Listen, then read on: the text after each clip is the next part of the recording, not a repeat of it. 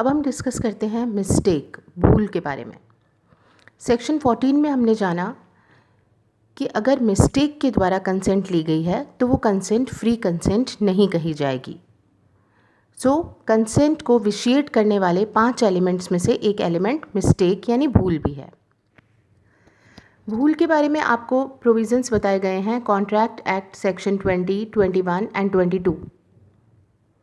हम पढ़ेंगे mistake of fact और मिस्टेक ऑफ लॉ के बारे में। विधि की भूल जिसे कि बताया गया है सेक्शन 21 में, मिस्टेक इंडियन लॉ की हो या फॉरेन लॉ की हो तो इसका क्या प्रभाव पड़ेगा। साथ ही मिस्टेक ऑफ फैक्ट यानी तथ्य की भूल, सब्जेक्ट मैटर से related price, quantity, quality, title, existence, इनके बारे में अगर कहीं मिस्टेक होती है, भूल होती है तो उसे तथ्य की भूल कहा जाता है, मिस्टेक ऑफ फैक्ट।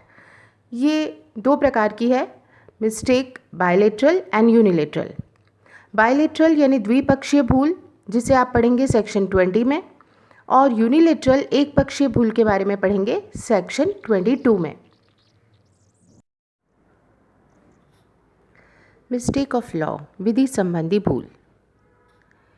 सेक्शन 21 ये कहता है कि अगर आपसे अपने देश के कानून को जानने में गलती हुई है, अगर आपसे मिस्टेक हुई है लॉ ऑफ लैंड के बारे में, अपने देश के कानून के बारे में, तो ये क्षमनीय नहीं मानी जाएगी। This is not excusable.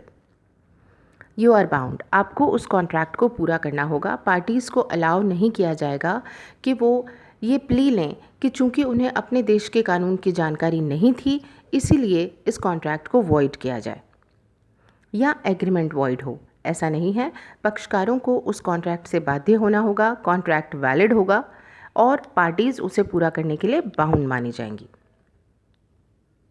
Mistake of foreign law, विदेशी विधि संबंधी भूल। यहाँ ये माना गया है कि ज़रूरी नहीं है कि एक व्यक्ति को अपने देश के कानून के साथ साथ अन्य देशों के कानून के बारे में भी जानकारी हो। अगर किसी पक्षकार को मिस्टेक हुई है फॉरेन लॉ के बारे में तो उस मिस्टेक की वजह से एग्रीमेंट वॉइड हो जाएगा, शून्य करार माना जाएगा। लैंग्वेज यहाँ जो लिखी हुई है वो क्या है, a mistake as to a law not in force in India has the same effect as a mistake of fact. ऐसा कानून जो भारत में प्रवर्तनीय नहीं है उसकी भूल का प्रभाव वही होगा जो मिस्टेक ऑफ फैक्ट का है। मिस्टेक ऑफ फैक्ट का इफ़ेक्ट है वॉइड एग्रीमेंट, तो उस सेम यहाँ पर भी इफ़ेक्ट माना जाएगा। तो आप कह सकते हैं कि अगर किसी पार्टी से फॉरेन लॉ से रिलेटेड कोई मिस्टेक होती है तो उसका परिणाम ये होगा कि एग्रीमेंट वॉइड होगा, शून्य करार होगा।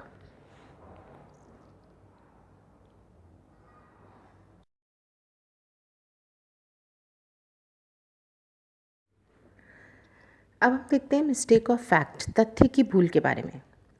तथ्य की भूल का मतलब क्या है, पहले तो कॉन्ट्रैक्ट के मटेरियल फैक्ट से रिलेटेड अगर कोई भूल हुई है, महत्वपूर्ण विषय वस्तु, संविदा की जो महत्वपूर्ण विषय वस्तु है, महत्वपूर्ण तथ्य हैं, उनसे संबंधित अगर कोई भूल हुई है उसे आप तथ्य की भूल कहेंगे।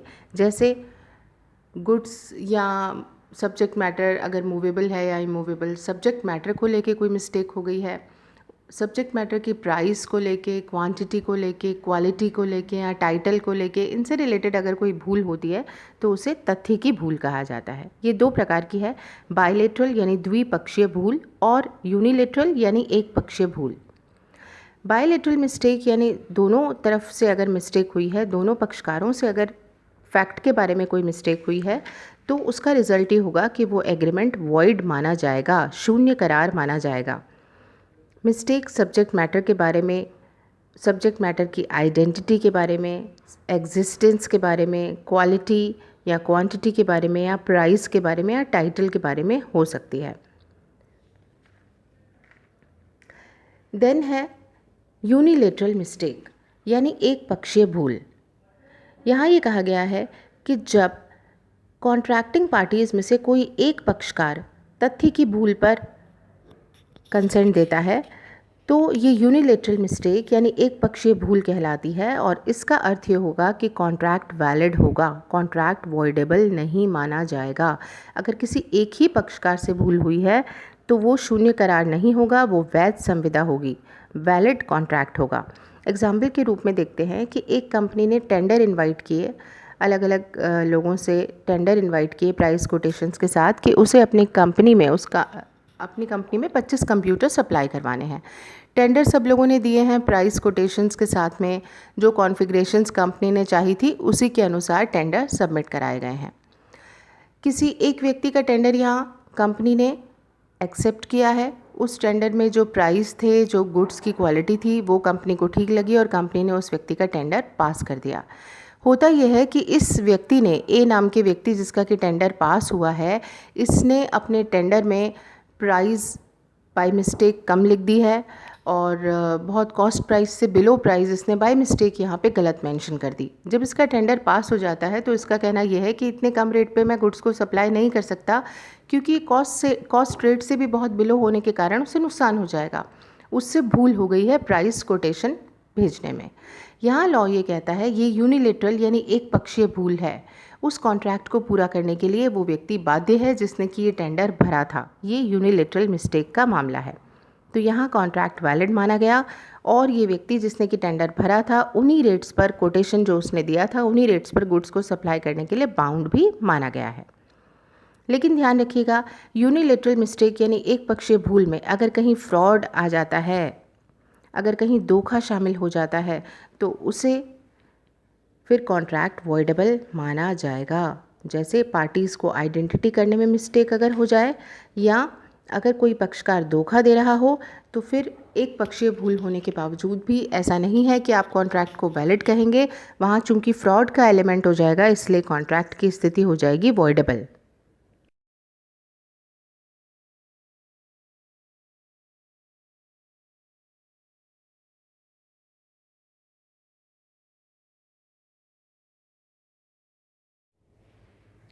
केस लॉ डिस्कस करते हैं। Couturier versus Hastie, important leading case on the point of void agreement, section 20। यहाँ एक कॉन्ट्रैक्ट किया गया था गुड्स को खरीदने और बेचने का, और दोनों ही पार्टीज़ को ये पता नहीं था कि जिस समय वो कॉन्ट्रैक्ट कर रहे हैं उस गुड्स के बारे में, गुड्स डिस्ट्रॉय हो चुका है, गुड्स एग्जिस्टेंस में ही नहीं है। जिस समय पार्टीज़ कॉन्ट्रैक्ट कर रही हैं उस गुड्स को खरीदने और बेचने का, एक्चुअली वो गुड्स उस समय एग्जिस्टेंस में नहीं रहा था। तो ये कहलाया void agreement, mistake as to existence of subject matter. विषय वस्तु के अस्तित्व के संबंध में दोनों पक्षकारों की भूल के कारण ये शून्य करार माना गया।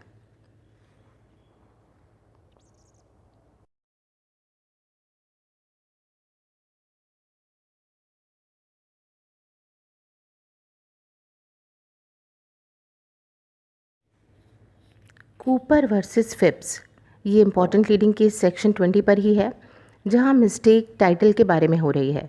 ए एग्री करता है कुछ प्रॉपर्टी लीज पर देने की, ए बी को कुछ प्रॉपर्टी लीज पर देने का एग्रीमेंट करता है। दोनों पार्टीज़ को ये जानकारी नहीं थी कि एक्चुअली इस प्रॉपर्टी का ओनर यहाँ पर लीज़ लेने वाला व्यक्ति ही है, बी ही इस प्रॉपर्टी का ओनर था। उसके बावजूद भी लीज़ का एग्रीमेंट किया गया क्योंकि उसे इस बात की जानकारी नहीं थी, टाइटल के बारे में जानकारी नहीं थी। यहाँ लीज डीड को वॉइड माना गया क्योंकि म्यूचुअल मिस्टेक है, दोनों पक्षकारों की तरफ से भूल हुई है टाइटल संबंधी। तो ये कहलाया वॉइड एग्रीमेंट।